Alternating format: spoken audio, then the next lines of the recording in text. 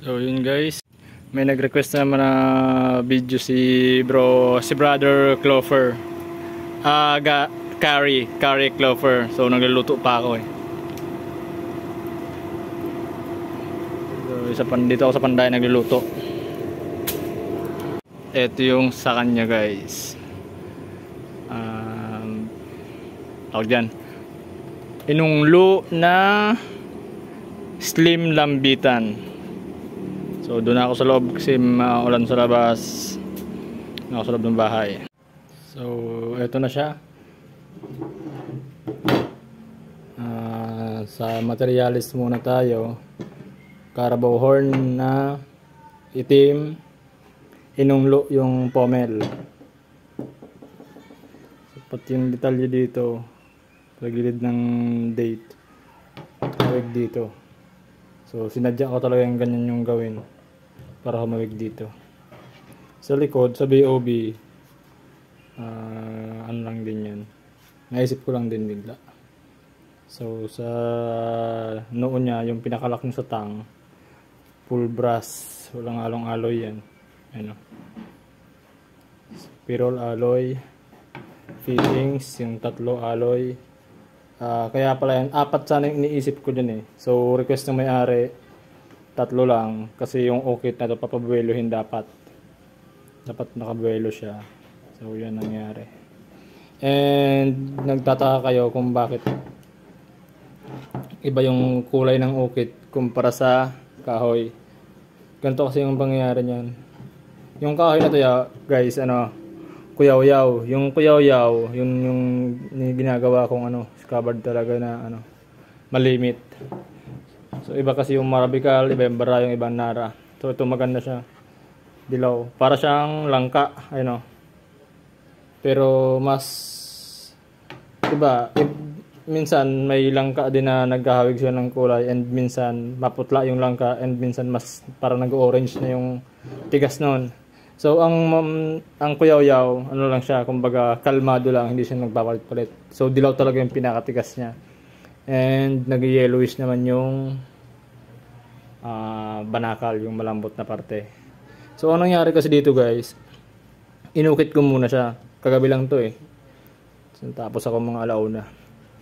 Ang nakapatagal dito yung ito. Yung pag-stain ko ng ukit. Karayom, hindi. Ting-ting yung gamit ko. Ting-ting yung gamit ko sa pag-stain dyan. Una, inukitan ko muna. Ukit. Pati yung simbolo ng Lumad. Lumad tribe. Yan o. Yan. Inukitan ko muna yan lahat. Ukit muna. Nung naukitan ko na, saka ako nag-stained. Parang parang ting-ting, isasawsaw ko dun sa wood stain, ko dito sa loob ng mga ukit. So lahat yan guys meron, and meron pang mas mablay-sablay pero konting diferensya lang yan. Maganda rin yung kinalabasan. Kabaliktaran sa sungkod. Ang sungkod naman, kukulayan muna bago ukitan. Diba, napansin nyo sa sungkod, iba yung kulay ng ukit noon, kulay kahoy talaga. Tapos yung pinaka-baston niya itim. So dito naman iba, kulay ng kahoy, tapos yung ukit naman yung naiba yung kulay. Matagal guys yung pag gawa ko ng ganito. Pero tinesting ko lang, naisip ko lang kasi bigla. Kasi ang plano dapat, sungay dapat ito. Yung belt loop na to, sungay dapat yan. So sabi ko, magagaya yung isa, yung nasa bukid noon. Magagaya natin yung ginawa ko dati, albino. So ibahin ko yung konsepto, purong kahoy pero ganito nga, ukit, tapos maglalagay ng stain. So yan ang kinalabasan guys. Solid na. So ito na nga siya guys, yan.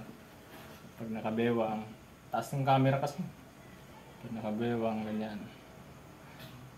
Ito, binabaan ko yung camera, pag nakabewang siya.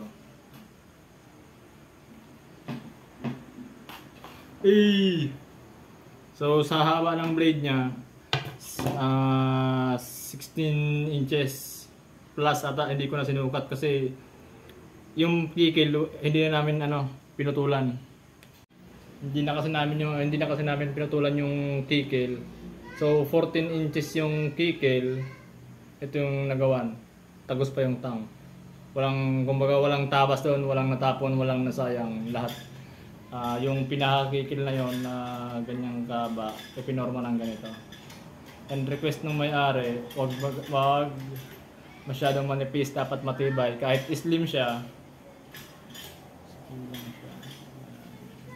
wala nga 1.5 eh, o siguro 1.5 yung widest point nito. Kulang-kulang ata. And gusto niya guys, kahit slim, slim siya. Ang gusto niya, parang magaan, balansyado. Hindi na pa kasi ako pwede magsukat ng ano kasi matalas to. Ano? Talas. Ang gusto niya, matibay yung tip. So kung mapapansin nyo guys, nakasustain ako yung spine. Tapered konti, konting-konti lang.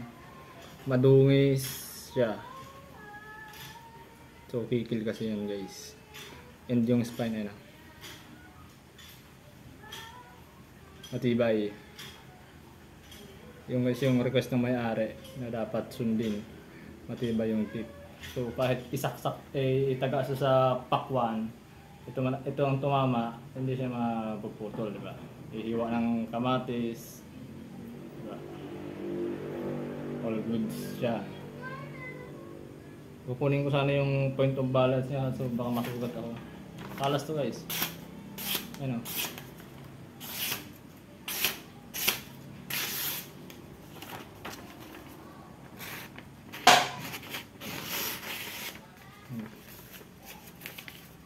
Talas. And ito yung ito yung importante guys. Ito yung importante guys na na detalye na dapat hindi mawala sa kikil. Yung kahit pukpukin siya, bagahin, pukpukin, hindi dapat mawala yung detalye ng kikil na dapat magmumukha siyang kaliskis ng snake. Ayun guys. Yung dito kasi hindi na ganong yan, magagalaw. Kasi yung puno ng kikil medyo hindi naman sa ating masabing malaki at makapal. Kaya hindi na ganong nagalaw yan. So dito, banda rito yung ganyan. And ito yung yan yung detalye kasi ang pukpok dapat kasi niyan puro lang pa ganun. Hindi ka pwedeng sumalungat niyan. Pag sumalungat papangit yung detalye ng yung mga talim-talim ay yung mga kikil, yung pinaka-detalye ng kikil. Kaya dapat pa ganun lang. Parang agos ng tubig, isa lang yung diretso. So may petroleum na siya. So yan. 16 inches yung blade, yung handle, yung grip niya nasa 3.8 ata eh. Kasi yung may-ari nito, medyo sa tingin ko medyo malaki yung niya, malaki yung palad niya, yung palad. So sabihin natin sakto lang or sumobra man ng konti, okay pa rin. So yun guys, salamat sa mga sumusuporta sa video natin kahit medyo yung pagka-edit.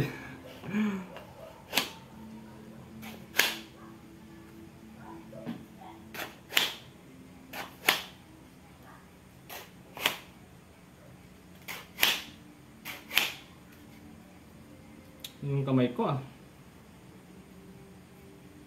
pasmado na. So yan, okay na guys. Thank you.